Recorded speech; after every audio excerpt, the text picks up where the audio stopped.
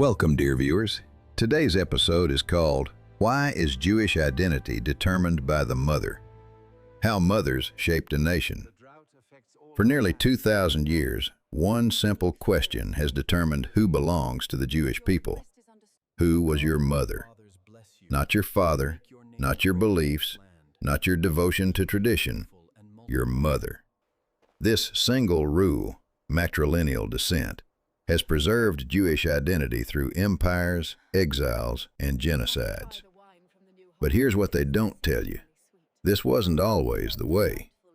The Hebrew Bible followed the father's line. Moses, Joseph, King Solomon, all married foreign women, and nobody questioned whether their children were Jewish. So what changed? When did mothers become the gatekeepers of Jewish identity? And why does this ancient legal principle still spark battles in Israeli courts, American synagogues, and families worldwide? So let's begin. The patriarch Joseph stood in Pharaoh's court in Egypt around the 18th century before the Common Era. He had just become the second most powerful man in the empire. Pharaoh gave him an Egyptian wife, Asenath, daughter of Potipharah, priest of the sun god Ra, a pagan woman. Their sons, Manasseh and Ephraim, became tribal leaders of Israel. Nobody questioned their Jewishness. Nobody demanded conversion ceremonies. The father was Israelite, so the children were Israelite. Simple. 4 centuries later, Moses married Zipporah. She was from Midian, modern-day northwestern Saudi Arabia, another foreign woman. Their children became part of the Israelite nation without controversy. Fast forward another 400 years. King Solomon married 700 wives and kept 300 concubines. Most were foreign princesses from Moab, Ammon, Edom, Sidon, and the land of the Hittites. The Bible criticizes Solomon for letting these women turn his heart toward their gods, but it never suggests his children weren't Israelite. The concern was religious corruption, not ethnic purity. This was the ancient world's default setting, patrilineal descent. Your father's identity determined yours. This pattern held across Mediterranean and Near Eastern civilizations. Greek citizenship passed through fathers. Roman status followed the paternal line. Tribal membership in ancient Arabia, Mesopotamia, and Canaan, all patrilineal. The family line, the inheritance, the tribal affiliation, everything flowed from father to son. Women joined their husband's household. Their children belonged to their husband's tribe. Then something shifted. By the 2nd century of the Common Era, when rabbis compiled the Mishna, the first written code of Jewish law, the rule had reversed. The Mishna states clearly, the offspring of a Jewish mother and a non-Jewish father is Jewish.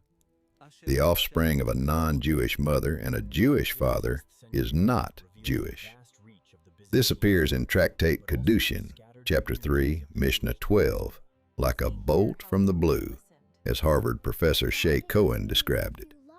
No lengthy debates, no gradual evolution documented in the text, just a statement of fact, as if it had always been this way. But it hadn't always been this way. Between the Hebrew Bible's patrilineal world and the Mishnah's matrilineal pronouncement, something fundamental changed about how Jews defined themselves. The question is, what? And more importantly, why? Let me share what the official narrative won't tell you. Most rabbis today teach that matrilineal descent dates back to Mount Sinai, that God commanded it directly to Moses along with the 10 Commandments. It's divine law, unchanging and eternal. But here's what historians discovered when they examined the actual evidence. This rule emerged relatively late in Jewish history, probably during the 1st or 2nd century of the Common Era. We're not talking about divine revelation. We're talking about rabbinic innovation during a period of catastrophic upheaval. Do you know when your people faced destruction every time you turned around? When your homeland was occupied by foreign powers? When your children might be taken?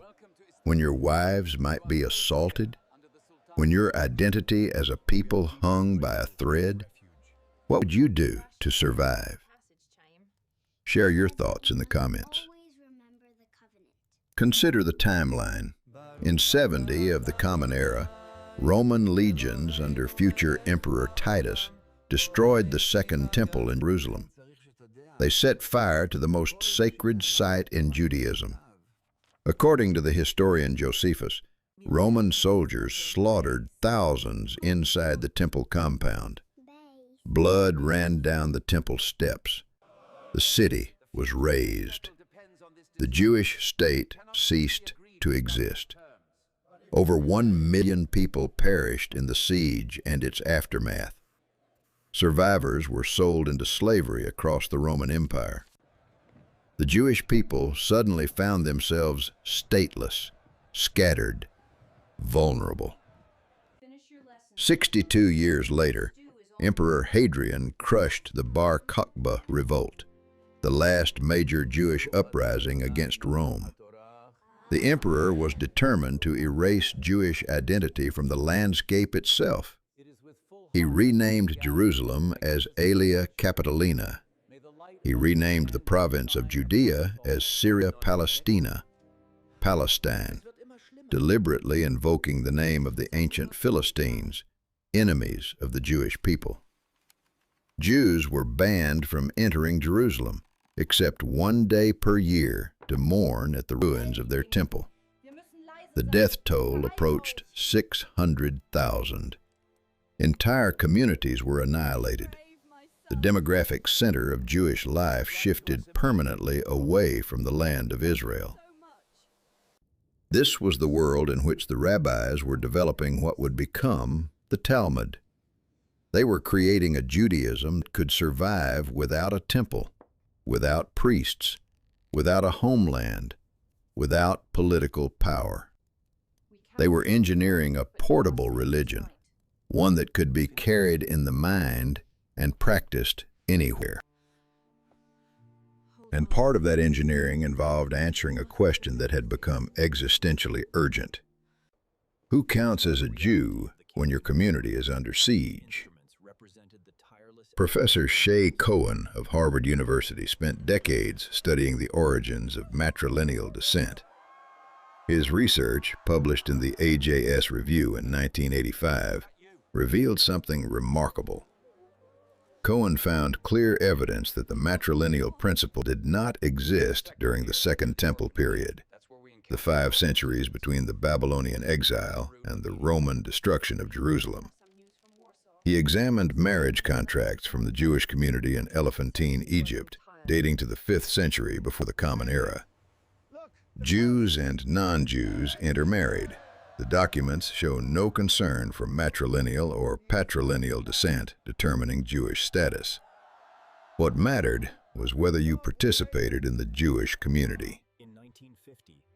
Cohen analyzed the writings of Josephus, the 1st century Jewish historian who documented the Herodian dynasty in detail. Josephus carefully narrated when non-Jewish men who married Jewish princesses converted to Judaism. But he never mentioned conversion for non-Jewish women who married Jewish princes. Why? Because joining the household meant joining the people. Marriage was functionally equivalent to conversion. The woman became part of her husband's family, his tribe, his nation. This was the biblical pattern. Ruth the Moabite told her Jewish mother-in-law, Naomi, "Your people shall be my people, and your God, my God." Marriage and membership were intertwined. So when did the switch occur? Cohen concluded it happened sometime between the late 1st and early 2nd centuries of the Common Era, precisely the period of Roman occupation and the 2 devastating wars that destroyed Jewish sovereignty. This timing is not coincidental. The rabbis were responding to a crisis. But why this particular solution? Why trace identity through mothers instead of fathers? Cohen proposed two possibilities. The first involves Roman law.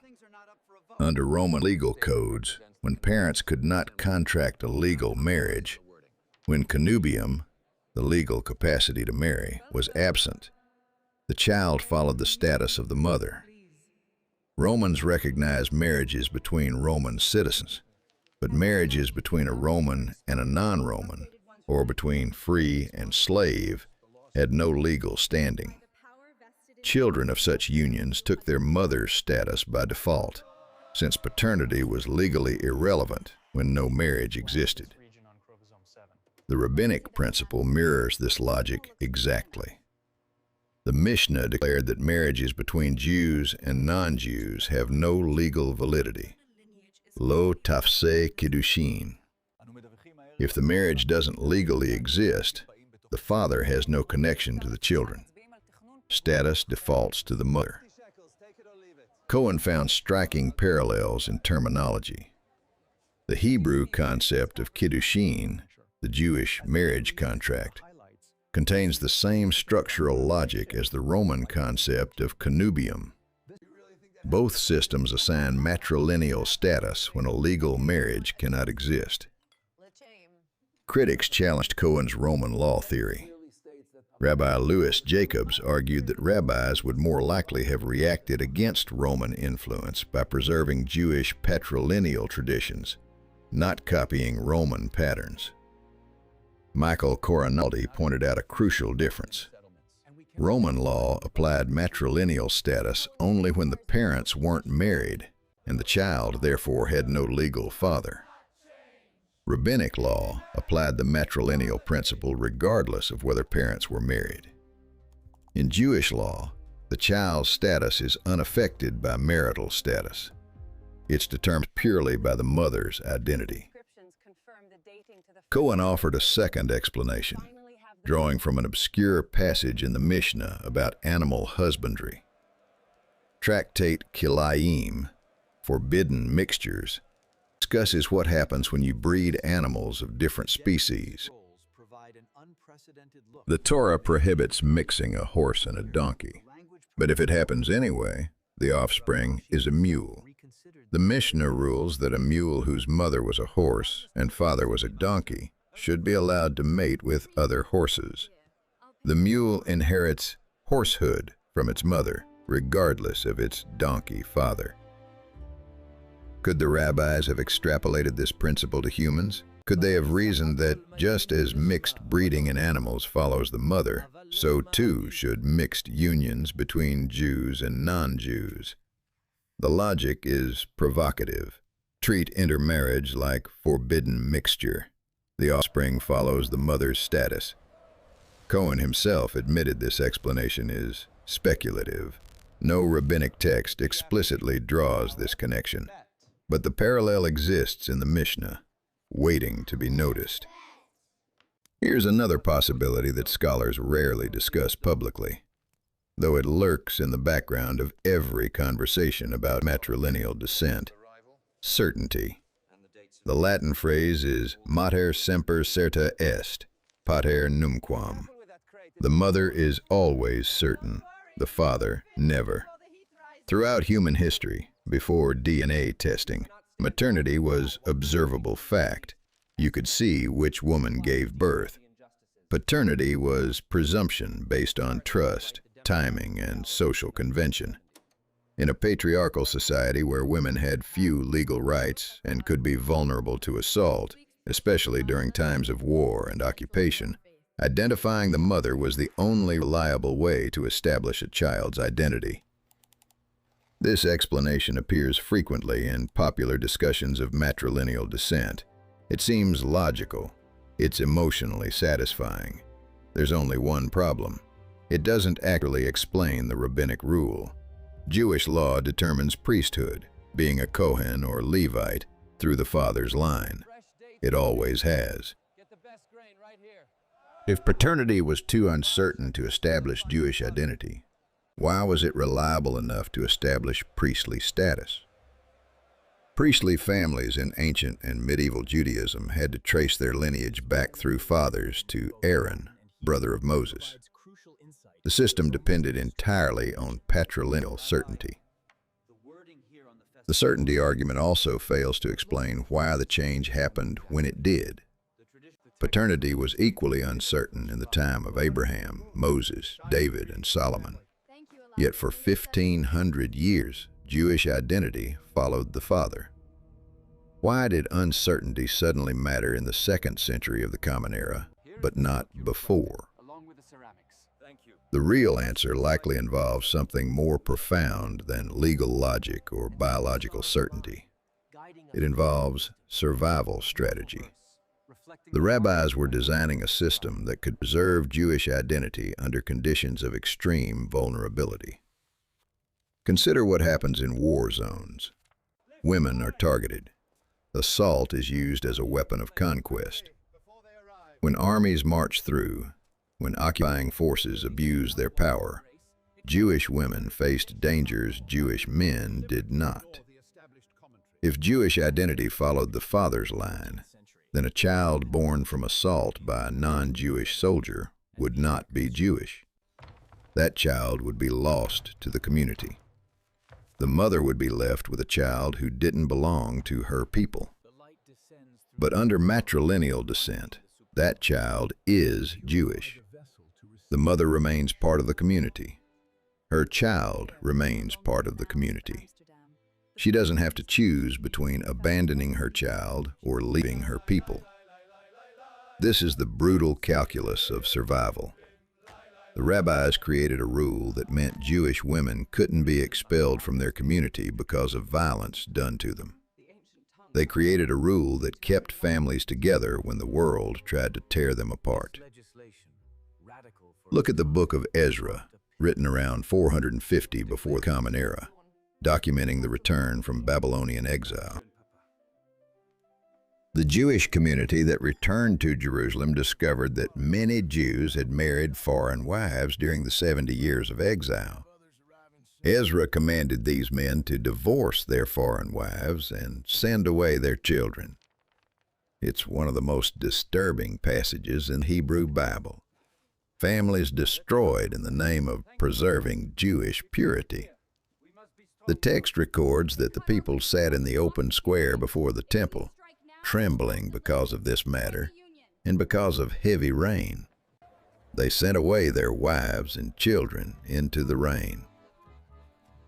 Traditional Jewish scholars point to Ezra as early evidence for matrilineal descent. Look, they say, Ezra insisted on sending away the foreign wives and their children, proving the children weren't Jewish because their mothers weren't Jewish. But that's not what the text actually says. Ezra is concerned about religious corruption, not ethnic identity. He quotes Deuteronomy, "They will turn away your son from following me to serve other gods." The issue is assimilation and idolatry, not matrilineal genetics. In fact, Ezra's demand makes no sense if matrilineal descent was already the rule. If those children weren't Jewish anyway, why command their expulsion? They'd already be outside the community. The Ezra narrative reveals the opposite. In the 5th century before the Common Era, children of Jewish fathers and non-Jewish mothers were considered part of Israel. That's why Ezra had to take action to remove them. If they weren't Jewish, there would be nothing to remove. The matrilineal principle hadn't emerged yet. Ezra was fighting against the biblical pattern of patrilineal descent, not enforcing matrilineal law. Centuries later, Rabbinic literature would reinterpret Ezra through the lens of matrilineal descent, reading backwards into the text a principle that developed only after the temple's destruction. This is how religious law evolves. New rules are projected onto ancient texts, creating the appearance of timeless continuity. The rabbis needed Ezra to support matrilineal descent, so they found it there, regardless of what Ezra actually said. Now let's examine what happened after the principle was established. By the 3rd century of the Common Era, matrilineal descent was unanimous rabbinic law. Both the Babylonian Talmud and the Jerusalem Talmud record it without dissent. The legal codes, Maimonides' Mishna Torah in the 12th century, the Shulchan Aruch in the 16th century, all affirm it. It became so fundamental to Jewish identity that Orthodox Judaism today treats it as Torah from Sinai, a law given directly by God to Moses that was transmitted orally until written down in the Mishna. This created a Jewish identity that could survive anything. You couldn't lose your Jewishness even if you wanted to. A Jew who converted to Christianity or Islam remained Jewish according to Jewish law. Their children, if born to a Jewish mother, were Jewish. Identity became indelible, transmitted through an unbreakable maternal chain. This was portable nationhood. You carried it in your bloodline, specifically your maternal bloodline. No temple needed, no land needed, no king needed. Just mothers raising children. But here's the paradox. While matrilineal descent protected Jewish continuity, it also created a permanent underclass of people who were ethnically Jewish but religiously excluded. The child of a Jewish father and non-Jewish mother, someone the Talmud calls Zera Yisrael, seed of Israel, is acknowledged as ethnically Jewish but not religiously Jewish. They exist in a legal limbo. They're Jewish enough to face anti-Semitism, but not Jewish enough to marry a Jew without conversion. This category would become explosively controversial in modern times. Consider the implications across Jewish history. During the Middle Ages, when Jewish communities lived in closed quarters and intermarriage was rare, matrilineal descent functioned smoothly. Almost everyone was born to 2 Jewish parents. The question of maternal versus paternal descent rarely arose. But modernity shattered this insularity. The European Enlightenment of the 18th century brought Jews into broader society. Emancipation granted citizenship rights. University education opened. Professional opportunities expanded. And Jews began marrying non-Jews in unprecedented numbers. In 1983, the Central Conference of American Rabbis, the governing body of Reform Judaism, made a revolutionary decision. They passed a resolution recognizing patrilineal descent. Children of Jewish fathers and non-Jewish mothers would be considered Jewish if raised with Jewish identity, attending religious school, celebrating bar or bat mitzvah, affirming Jewish practice. The Reform movement became the first major branch of modern Judaism to break with nearly 2,000 years of matrilineal tradition. The decision was both pragmatic and theological. By 1983, intermarriage rates among American Jews had climbed above 25%. By 2013, a Pew Research study found that 72% of non-Orthodox Jews who married between 2005 and 2013 married non-Jews. The Jewish community faced a choice: exclude the children of Jewish fathers or expand the definition of Jewish identity. Reform Judaism chose expansion, arguing that biblical precedents supported patrilineal descent and that excluding patrilineal Jews weakened the community. Orthodox and conservative Judaism rejected this position emphatically. The conservative movement's rabbinical assembly declared in 1986 that any rabbi accepting patrilineal descent would be expelled.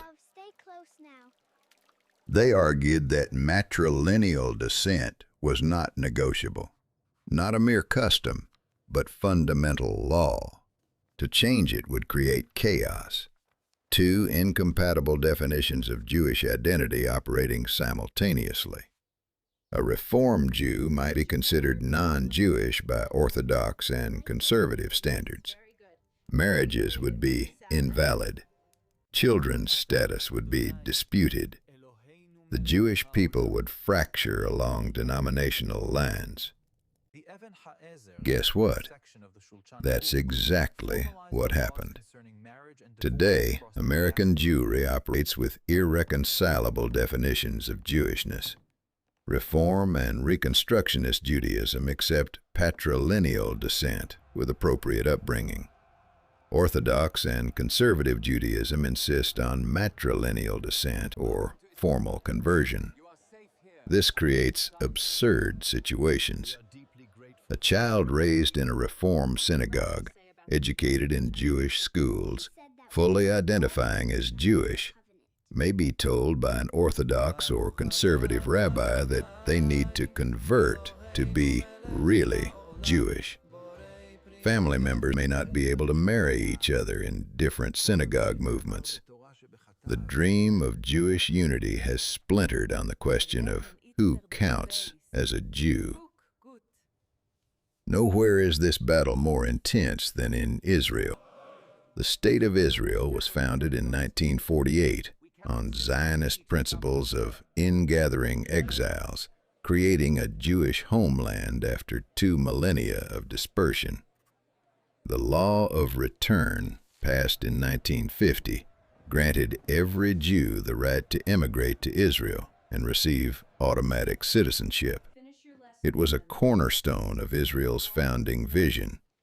Never again would Jews be stateless refugees with nowhere to flee. But the law didn't define who is a Jew. That question was left deliberately vague, avoiding controversy.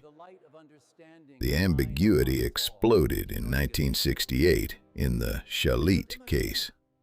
Benjamin Shalit, a commander in the Israeli Navy, was Jewish. His wife, Anne Borofsky, was Scottish and not Jewish. They were secular atheists who raised their children without religion.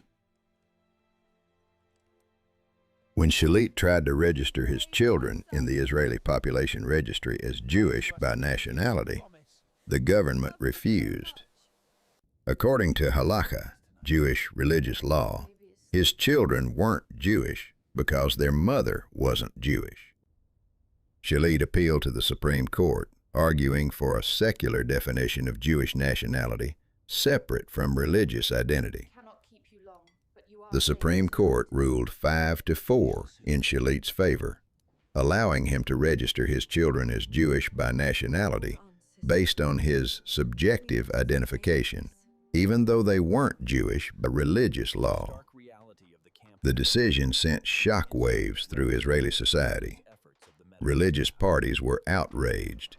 They saw it as the state abandoning Jewish tradition, allowing a secular court to override thousands of years of religious law. The ruling threatened to separate Israeli national identity from Jewish religious identity completely. In response, the Knesset amended the law of return in 1970. The amendment did 2 contradictory things simultaneously. First, it codified the religious definition.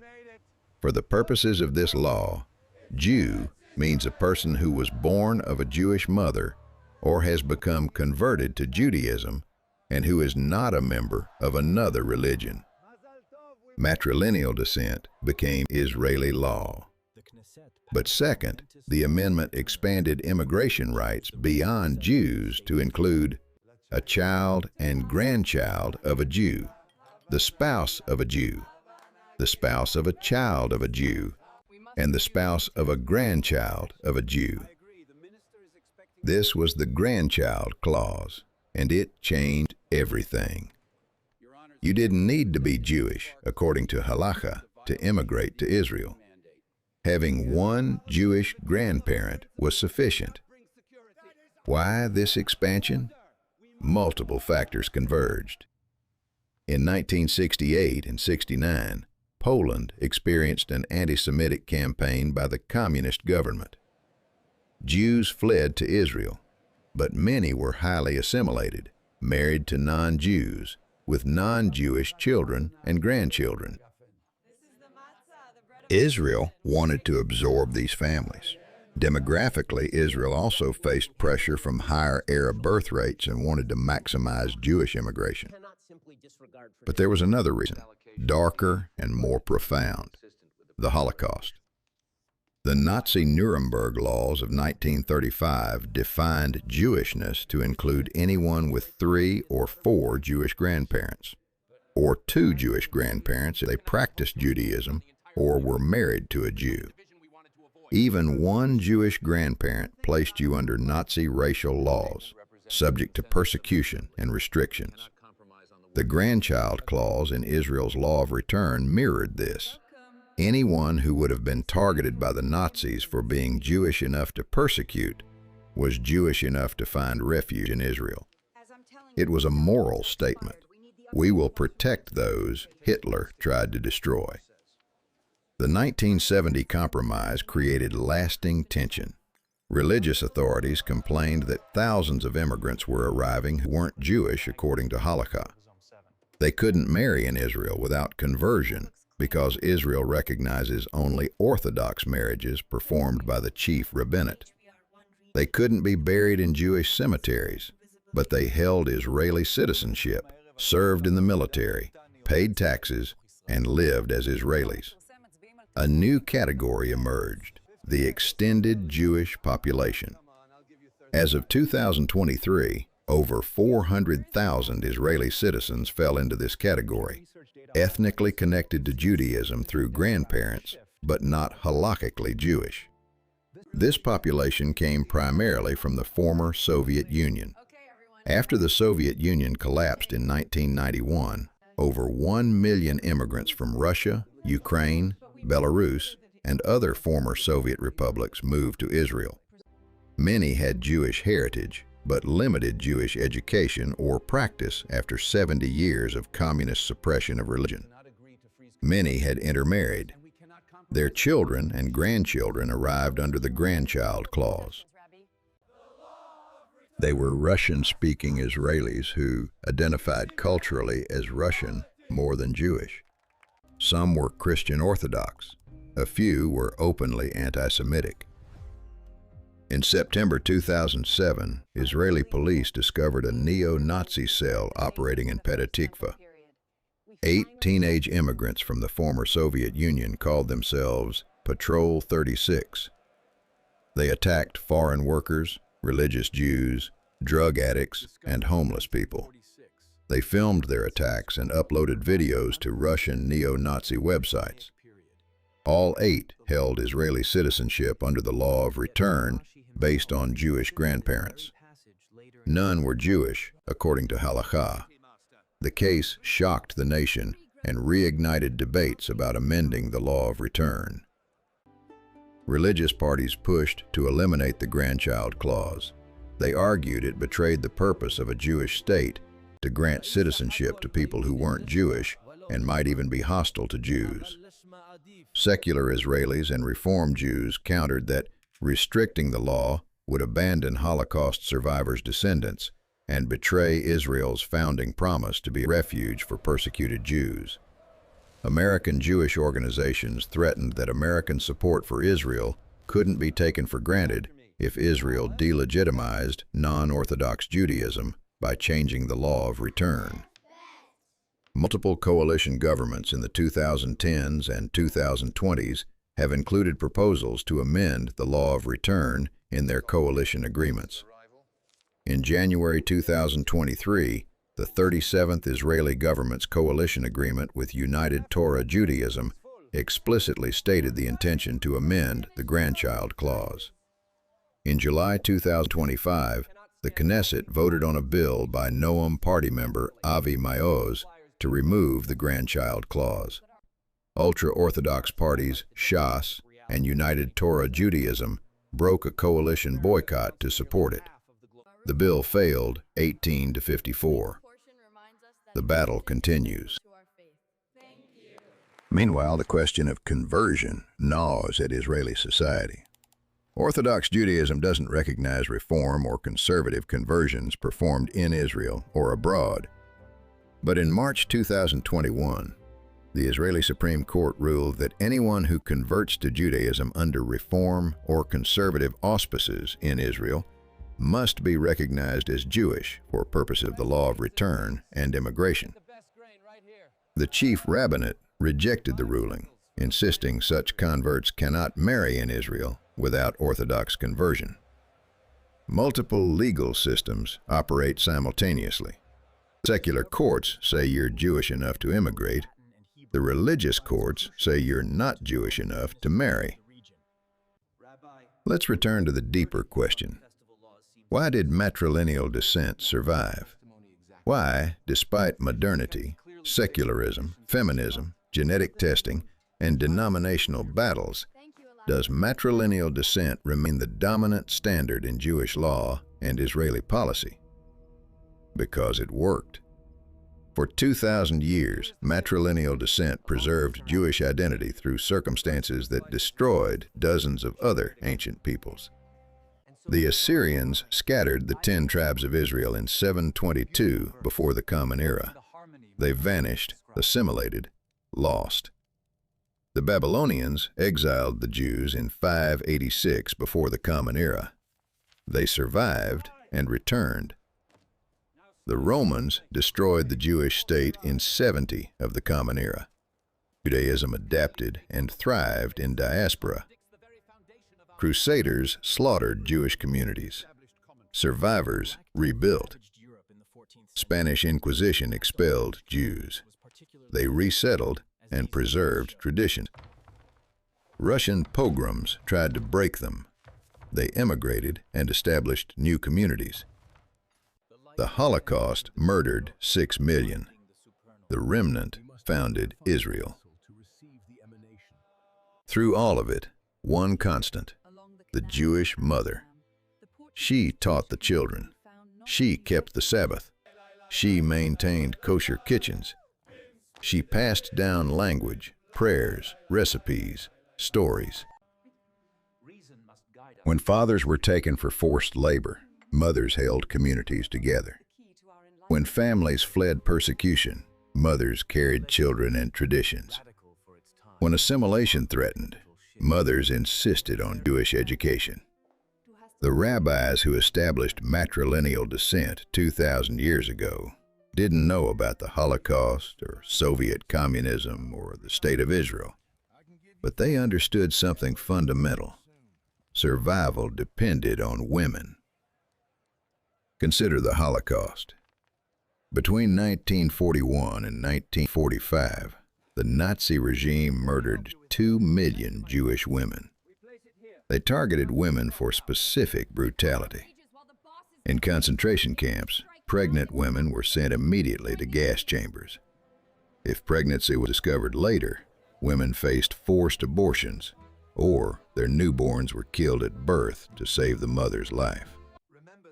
Dr. Gisela Pearl, an inmate physician at Auschwitz, performed abortions with her bare hands on dirty barracks floors, without instruments or anesthesia, ending countless pregnancies so the mothers might survive.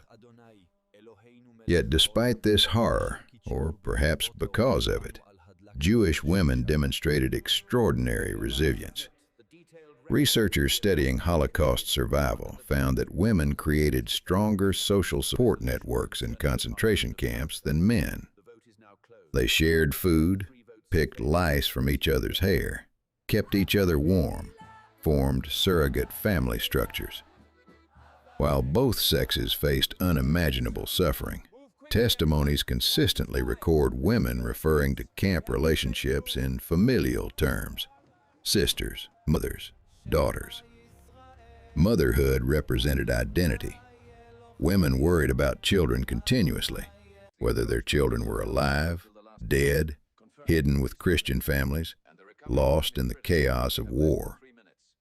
In early 1945, as the Third Reich collapsed, something remarkable happened in the Kaufering subcamp of Dachau. 7 malnourished pregnant Jewish women were not sent to death.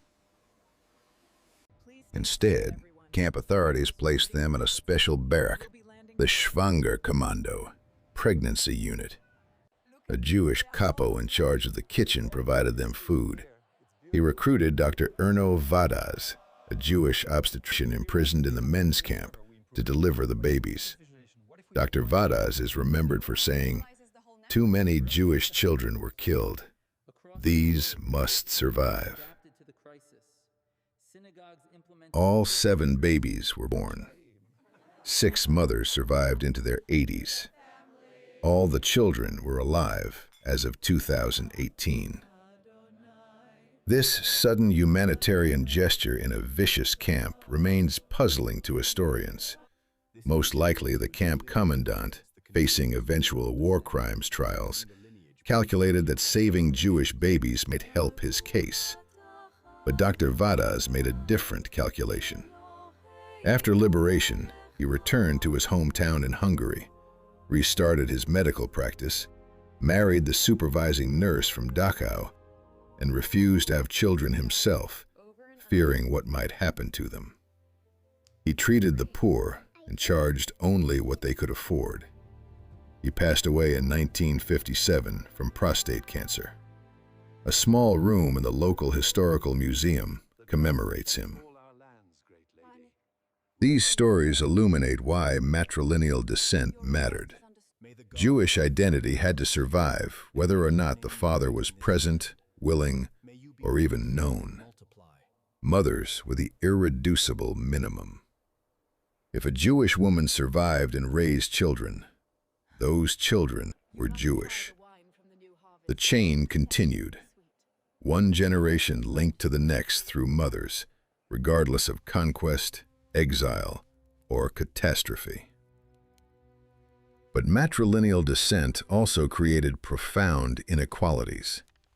It placed the burden of Jewish continuity on women while restricting their religious roles. Until the 20th century, women couldn't be rabbis, couldn't be counted in a prayer quorum, couldn't read Torah publicly in most communities, couldn't serve as witnesses in religious courts, couldn't initiate divorce. Jewish law gave them the responsibility of transmitting identity, but limited their authority within that identity. This is the bitter irony. The people who carry Jewishness in their bodies, who physically give birth to the next generation, had the least power to define what Jewishness meant. Modern feminist scholars argue that matrilineal descent is not a gift to women, but a control mechanism. It keeps women attached to the community even when they might want to leave, even when they marry outside the faith, even when they reject religious practice. Their children are Jewish whether they want them to be or not. Identity becomes inescapable. Meanwhile, Jewish men who marry non-Jewish women lose their children to the non-Jewish community, creating pressure on men to marry within the faith to preserve their lineage. Matrilineal descent functions as a social boundary, discouraging intermarriage by making its consequences asymmetrical. Yet this asymmetry also reveals a deeper truth about ancient rabbinic psychology. The rabbis weren't worried about Jewish women being seduced away by non-Jewish religions and cultures. They worried about Jewish men.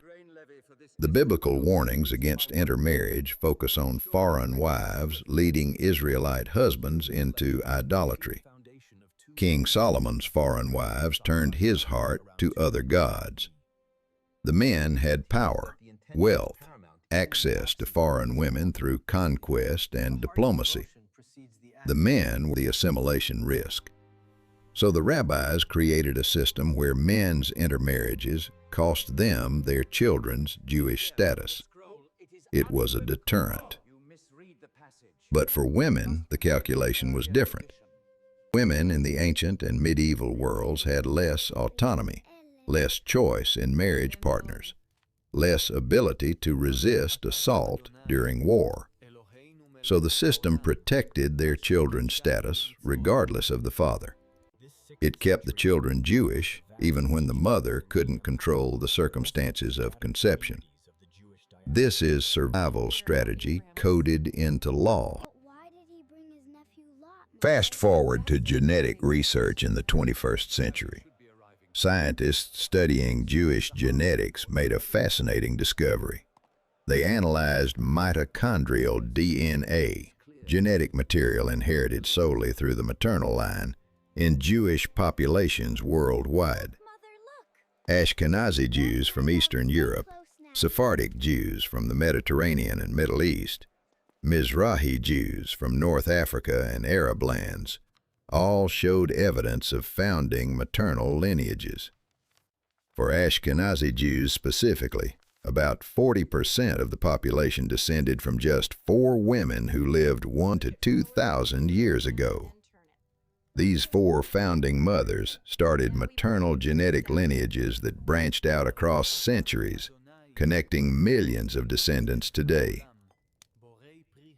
The genetic patterns revealed something else: extensive male-mediated gene flow.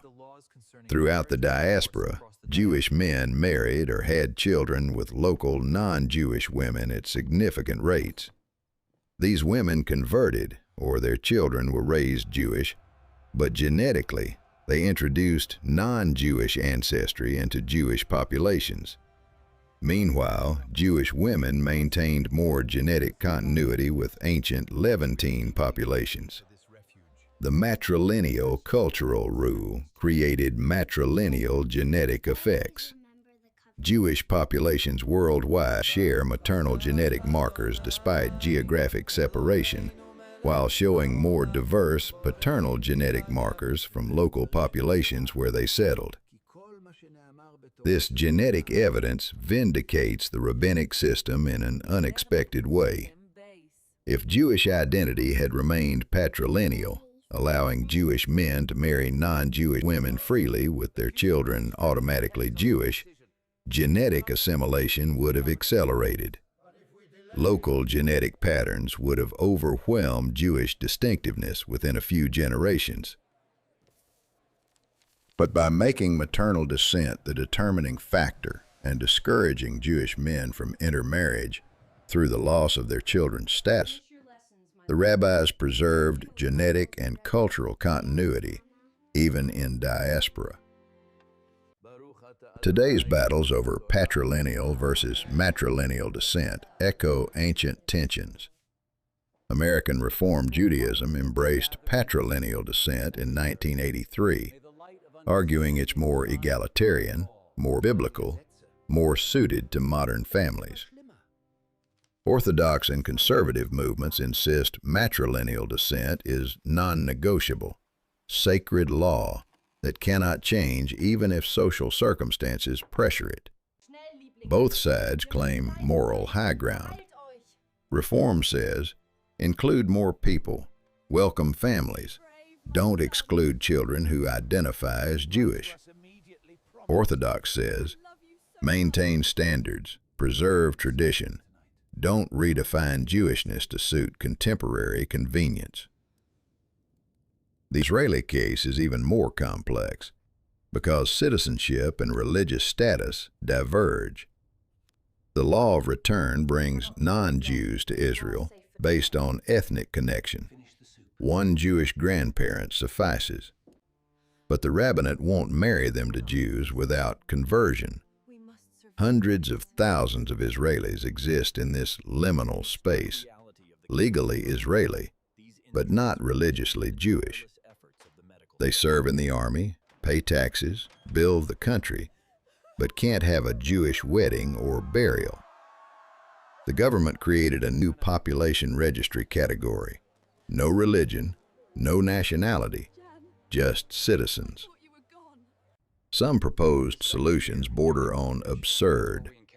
One idea: allow civil marriages in Israel so non-Orthodox Jews and people in the extended Jewish population can marry without rabbinate approval. Religious authorities oppose this as state abandonment of Judaism. Another idea: recognize all conversions from any denomination.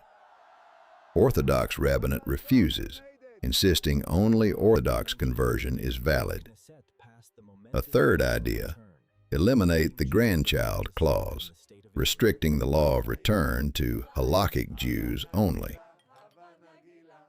Secular Israelis and diaspora Jews condemn this as betrayal of Holocaust memory and Zionist inclusivity. The deadlock reflects fundamentally incompatible visions of what Israel should be. Is it a state for Jews defined by religious law, or a state for the Jewish people defined by ethnic national identity? Can it be both? The founders of Zionism, mostly secular socialists, envisioned a nation-state for Jews escaping European anti-Semitism. They weren't concerned with religious law. They wanted a place where Jews controlled their own destiny politically and militarily. But they also needed religious Zionist support, and they recognized that Judaism defined the who in the Jewish state. So they embedded halakha into Israel's legal system: marriage, divorce, burial, Sabbath regulations, dietary laws in public institutions. The secular nationalist vision merged with religious authority, creating permanent tension. Meanwhile, in the diaspora, especially North America, the opposite trend emerged. Jews integrated into secular liberal democracies, became doctors, lawyers, professors, business leaders, artists, politicians. They married non-Jews at accelerating rates. By 2013, 72% of non-Orthodox American Jews who married between 2005 and 2013 chose non-Jewish spouses.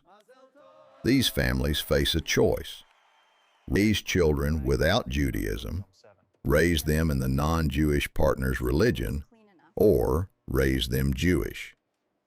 Many choose the third option. But if the children have a Jewish father and non-Jewish mother, Orthodox and conservative Judaism says they aren't Jewish without conversion. Reform Judaism's Patrilineal decision addressed this reality. The Central Conference of American Rabbis reasoned, if these children attend Jewish schools, celebrate Jewish holidays, have bar or bat mitzvahs, identify as Jewish, participate in Jewish life, why exclude them? The biblical precedent of patrilineal descent supported inclusion. Sociological studies showed that children of intermarried couples were more likely to maintain Jewish identity if the community welcomed them, rather than questioning their legitimacy. Inclusion worked better than exclusion for preserving Jewish connection. Critics respond that Reform Judaism prioritized numbers over standards. By accepting patrilineal descent, they created two incompatible Jewish communities: those who recognize patrilineal Jews and those who don't. This fractures the Jewish people along denominational lines. Marriages between Reform and Orthodox Jews become complicated. Children's status depends on which rabbi you ask. The unity of the Jewish people, Klau Yisrael, the totality of Israel, breaks down. Is a united Jewish people worth maintaining standards that exclude people? Or should standards adapt to preserve unity by including more people? Neither answer is obviously correct. This brings us to the deepest question. What is a Jew? Is Jewishness biological, determined by birth and ancestry? Is it religious, determined by belief and practice? Is it national, determined by identification with the Jewish people as an ethnic group? Is it cultural, determined by language, customs, shared memory? The truth is, it's all of these. And the balance shifts depending on context, geography, and historical period. In ancient Israel, Jewishness was tribal membership, determined by patrilineal descent within the covenant community.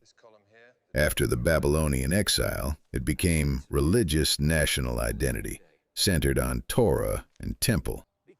After the Roman destruction, it became rabbinic legal identity, transmitted matrilineally and defined by halakha. In medieval Europe, it was ethnic religious identity enforced by both internal community boundaries and external Christian persecution. In modern secular states, it fragmented into religious denominations with incompatible definitions. In Israel, it's national civic identity in tension with religious legal definition. Each era required different strategies to answer who is a Jew. Matrilineal descent succeeded for 2,000 years because it was clear, enforceable, and resilient. You couldn't fake your mother. Communities could verify maternal lineage through testimony and records. The rule created sharp boundaries that protected against assimilation when Jews lived as vulnerable minorities in Christian and Muslim societies. It gave women irreplaceable importance. If they left or were expelled, their children went with them out of the community. This incentivized communities to protect women and keep them included. But modernity challenges every assumption that made matrilineal descent functional. Jews no longer live as insular minorities facing existential persecution in most places. Intermarriage is common and socially acceptable. Women have legal equality and economic independence. Conversion is accessible. Genetic testing can establish biological ancestry. Religious observance is voluntary. Multiple denominations compete to define authentic Judaism. Nation-states grant citizenship based on civic criteria, not religious law. The world that produced matrilineal descent no longer exists. So why does matrilineal descent persist as the orthodox and conservative standard? Because changing it would mean admitting that Jewish law can fundamentally transform based on social circumstances. It would acknowledge that halakha is human creation responding to historical conditions, not divine commandment, eternal and unchanging. Orthodox Judaism cannot accept this without undermining its entire theological foundation. If matrilineal descent was a rabbinic innovation 2,000 years ago, what else in Jewish law is negotiable? Where does interpretation end and abandonment begin? Conservative Judaism faces a similar dilemma. The movement defines itself as committed to halakha while allowing evolution through rabbinic scholarship and historical understanding.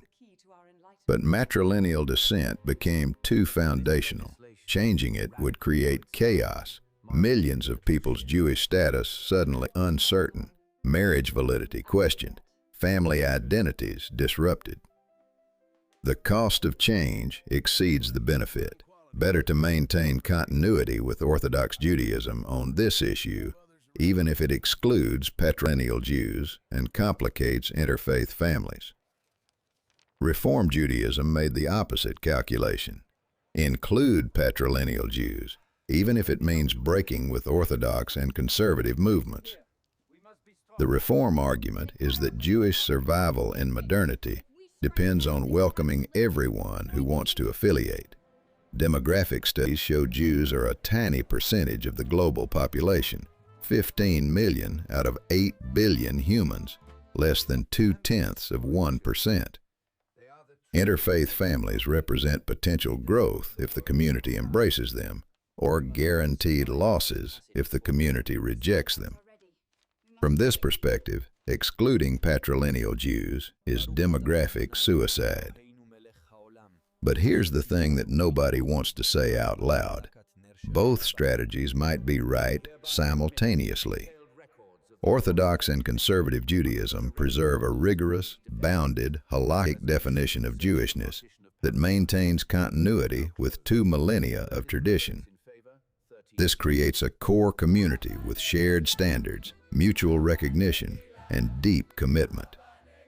Reform Judaism creates an expansive, inclusive, fluid definition that adapts to contemporary families and values.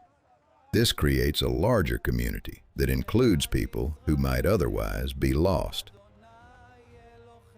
The Jewish people might need both strategies, a committed core and an accessible periphery, to survive modernity's dual challenges of assimilation and anti-Semitism.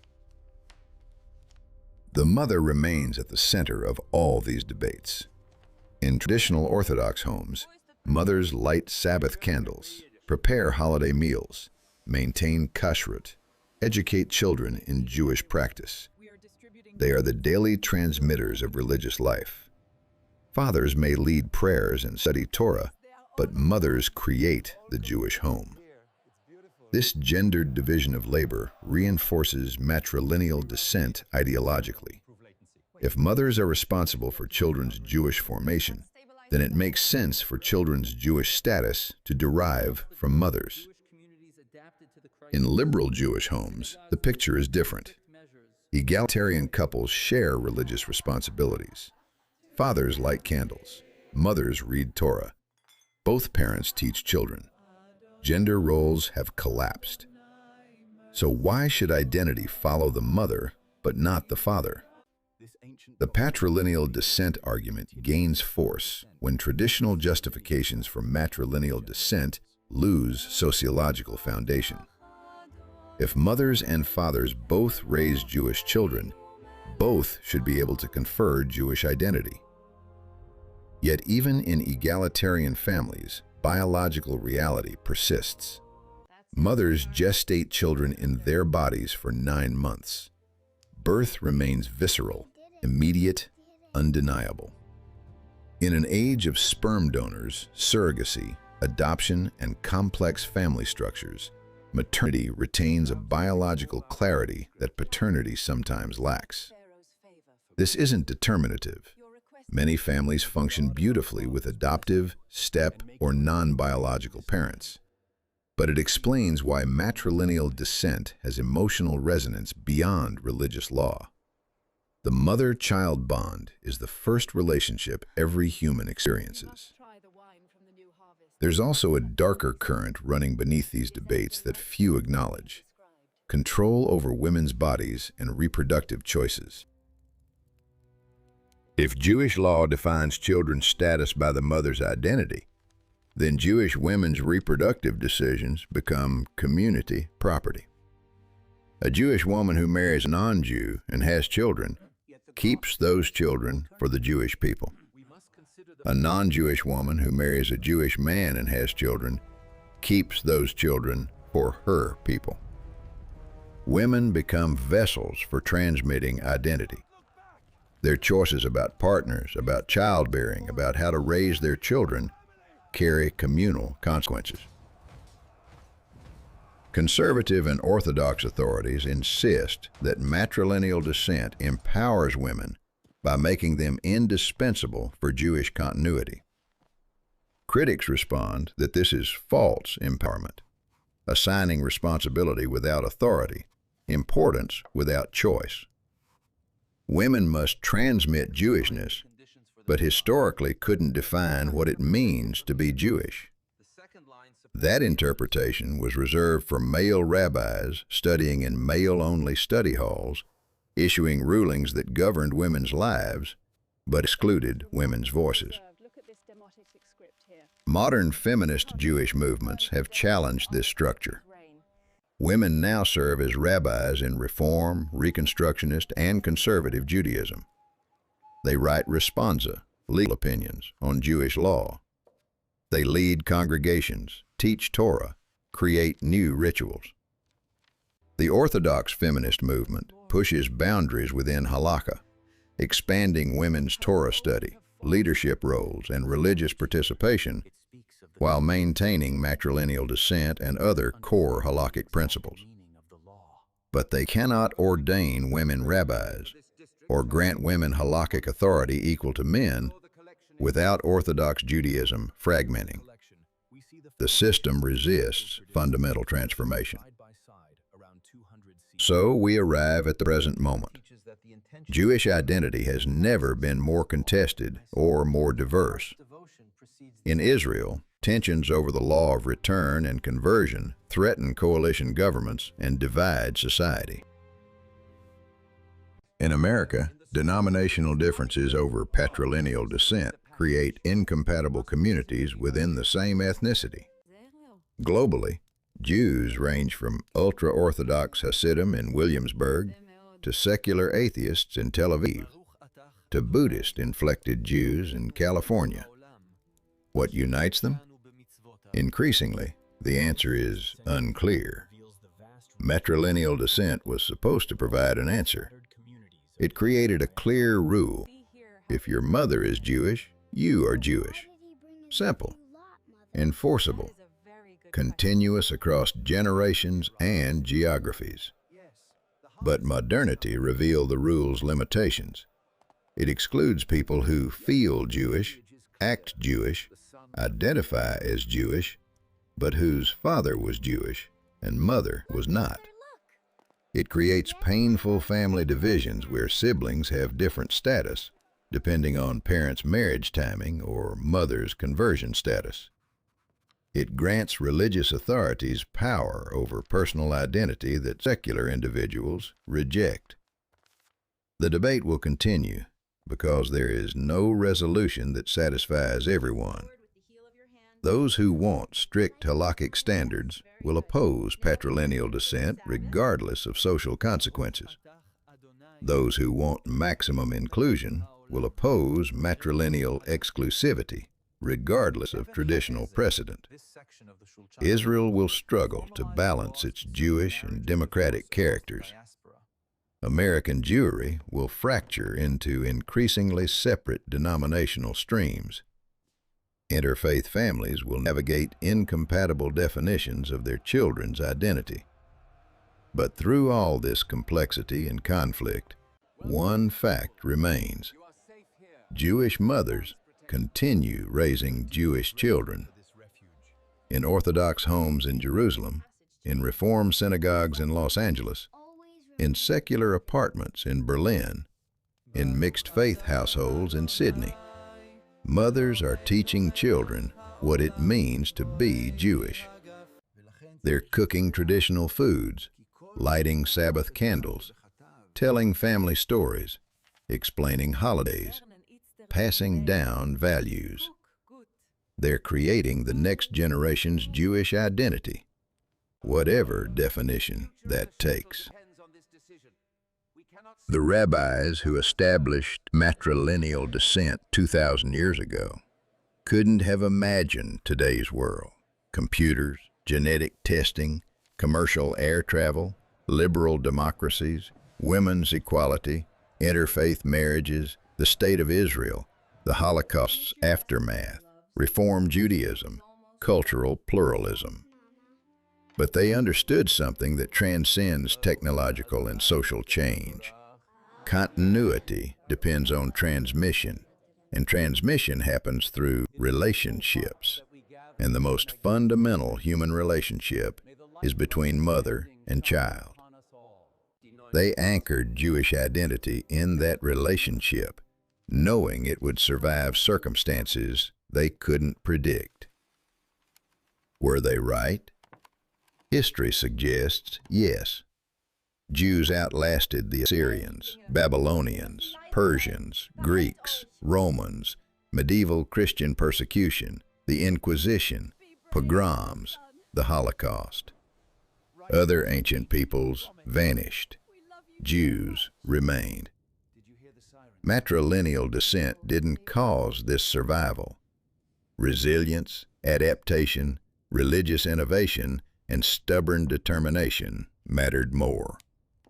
But matrilineal descent enabled survival by creating portable, enforceable identity that women carried in their bodies and transmitted to children, regardless of conquest, exile, or catastrophe.